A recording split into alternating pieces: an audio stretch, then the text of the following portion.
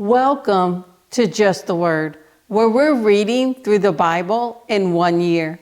And I'm Net.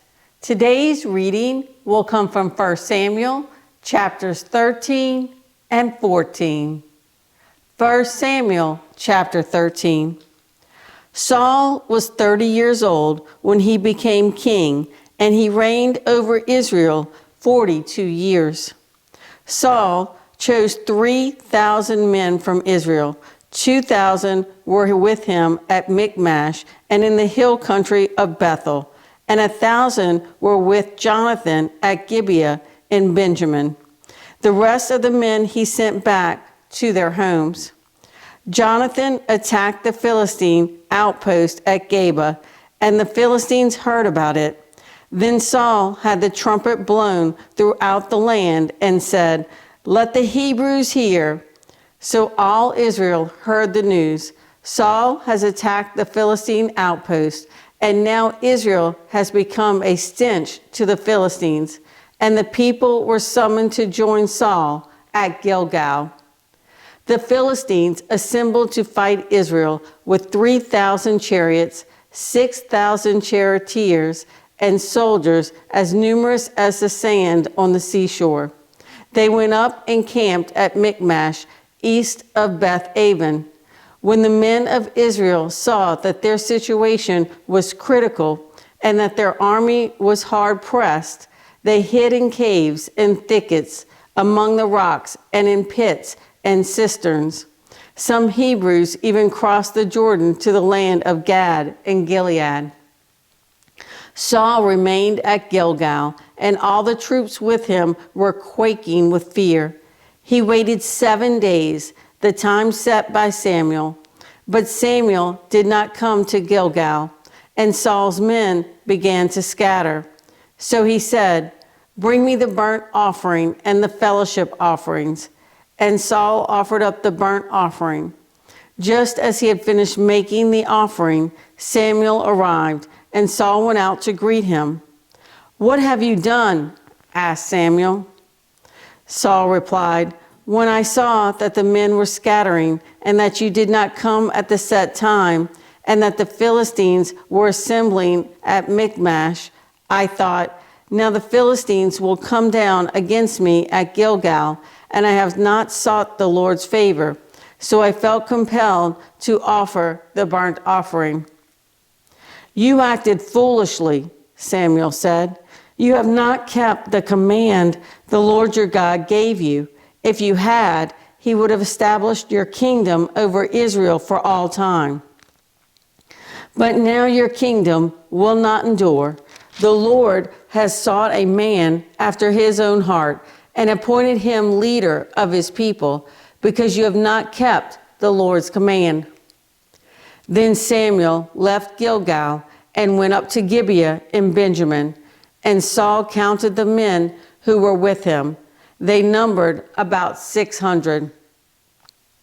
Saul and his son Jonathan and the men with them were staying in Gibeah in Benjamin, while the Philistines camped at Michmash. Raiding parties went out from the Philistine camp in 3 detachments. One turned toward Ophrah in the vicinity of Shual, another toward Beth Horon, and a third toward the borderland overlooking the valley of Zeboim, facing the desert. Not a blacksmith could be found in the whole land of Israel, because the Philistines had said, "Otherwise the Hebrews will make swords or spears." So all Israel went down to the Philistines to have their plowshares, mattocks, axes, and sickles sharpened. The price was 2/3 of a shekel for sharpening plowshares and mattocks, and 1/3 of a shekel for sharpening forks and axes and for repointing goads. So on the day of the battle, not a soldier with Saul and Jonathan had a sword or spear in his hand. Only Saul and his son Jonathan had them. Now a detachment of Philistines had gone out to the pass at Michmash. 1 Samuel chapter 14. One day, Jonathan, son of Saul, said to the young man bearing his armor, "Come, let's go over to the Philistine outpost on the other side." But he did not tell his father. Saul was staying on the outskirts of Gibeah under a pomegranate tree in Migron. With him were about 600 men, among whom was Ahijah, who was wearing an ephod. He was a son of Ichabod's brother, Ahitub, son of Phinehas, the son of Eli, the Lord's priest in Shiloh. No one was aware that Jonathan had left. On each side of the pass that Jonathan intended to cross to reach the Philistine outpost was a cliff. One was called Bozez and the other Seneh. One cliff stood to the north toward Michmash, the other to the south toward Geba. Jonathan said to his young armor-bearer, "Come, let's go over to the outpost of those uncircumcised fellows. Perhaps the Lord will act in our behalf. Nothing can hinder the Lord from saving, whether by many or by few."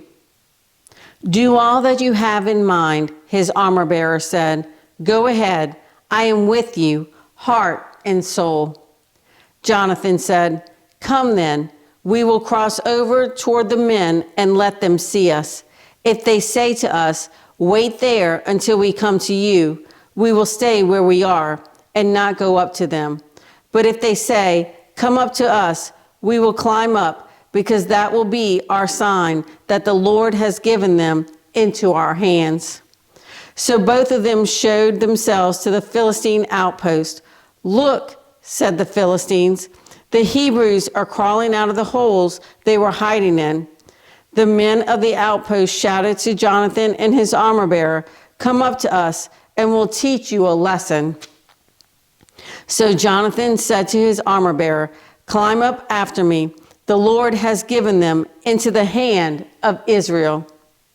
Jonathan climbed up, using his hands and feet, with his armor-bearer right behind him. The Philistines fell before Jonathan, and his armor-bearer followed and killed behind him. In that first attack, Jonathan and his armor-bearer killed some 20 men in an area of about half an acre. Then panic struck the whole army, those in the camp and field, and those in the outpost and raiding parties, and the ground shook. It was a panic sent by God. Saul's lookouts at Gibeah and Benjamin saw the army melting away in all directions. Then Saul said to the men who were with him, "Muster their forces and see who has left us." When they did, it was Jonathan and his armor-bearer who were not there. Saul said to Ahijah, "Bring the ark of God." At that time, it was with the Israelites. While Saul was talking to the priest, the tumult in the Philistine camp increased more and more. So Saul said to the priest, "Withdraw your hand."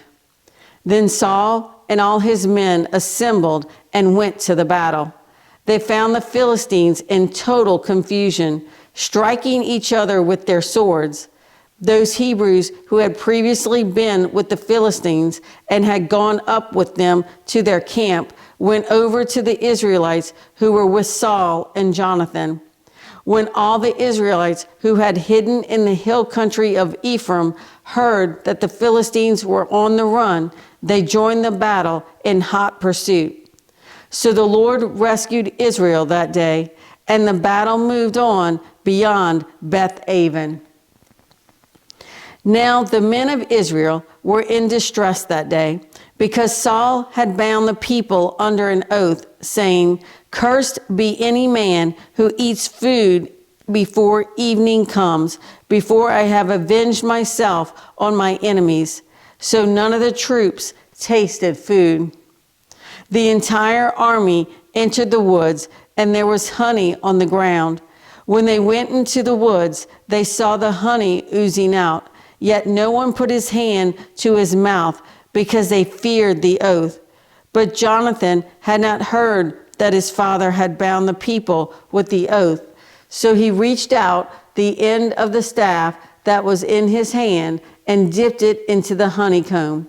He raised his hand to his mouth, and his eyes brightened. Then one of the soldiers told him, "Your father bound the army under a strict oath, saying, 'Cursed be any man who eats food today.'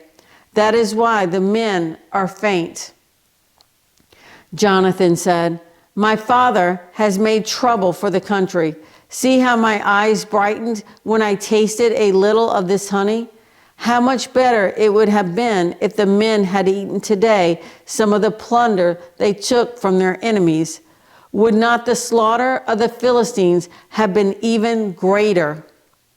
That day, after the Israelites had struck down the Philistines from Michmash to Aijalon, they were exhausted. They pounced on the plunder, and taking sheep, cattle, and calves, they butchered them on the ground and ate them, together with the blood. Then someone said to Saul, "Look, the men are sinning against the Lord by eating meat that has blood in it." "You have broken faith," he said. "Roll a large stone over here at once." Then he said, "Go out among the men and tell them, 'Each of you bring me your cattle and sheep, and slaughter them here and eat them. Do not sin against the Lord by eating meat with blood still in it.'" So everyone brought his ox that night and slaughtered it there. Then Saul built an altar to the Lord. It was the first time he had done this. Saul said, "Let us go down after the Philistines by night and plunder them till dawn, and let us not leave one of them alive." "Do whatever seems best to you," they replied. But the priest said, "Let us inquire of God here." So Saul asked God, "Shall I go down after the Philistines? Will you give them into Israel's hand?" But God did not answer him that day. Saul therefore said, "Come here, all you who are leaders of the army, and let us find out what sin has been committed today. As surely as the Lord who rescues Israel lives, even if it lies with my son Jonathan, he must die." But not one of the men said a word. Saul then said to all the Israelites, "You stand over there. I and Jonathan my son will stand over here." "Do what seems best to you," the men replied. Then Saul prayed to the Lord, the God of Israel, "Give me the right answer." And Jonathan and Saul were taken by lot, and the men were cleared. Saul said, "Cast a lot between me and Jonathan my son." And Jonathan was taken.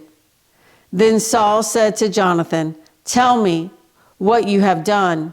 So Jonathan told him, "I merely tasted a little honey with the end of my staff, and now I must die?" Saul said, "May God deal with me, be it ever so severely, if you do not die, Jonathan." But the men said to Saul, "Should Jonathan die, he who has brought about this great deliverance in Israel? Never. As surely as the Lord lives, not a hair of his head will fall to the ground, for he did this today with God's help." So the men rescued Jonathan, and he was not put to death. Then Saul stopped pursuing the Philistines, and they withdrew to their own land. After Saul had assumed rule over Israel, he fought against their enemies on every side: Moab, the Ammonites, Edom, the kings of Zobah, and the Philistines. Wherever he turned, he inflicted punishment on them. He fought valiantly and defeated the Amalekites, delivering Israel from the hands of those who had plundered them. Saul's sons were Jonathan, Ishvi, and Malchishua. The name of his older daughter was Merab, and that of the younger was Michal. His wife's name was Ahinoam, daughter of Ahimaaz. The name of the commander of Saul's army was Abner, son of Ner, and Ner was Saul's uncle. Saul's father Kish and Abner's father Ner were sons of Abiel. All the days of Saul there was bitter war with the Philistines, and whenever Saul saw a mighty or brave man, he took him into his service. Thanks for joining Just the Word. See you tomorrow.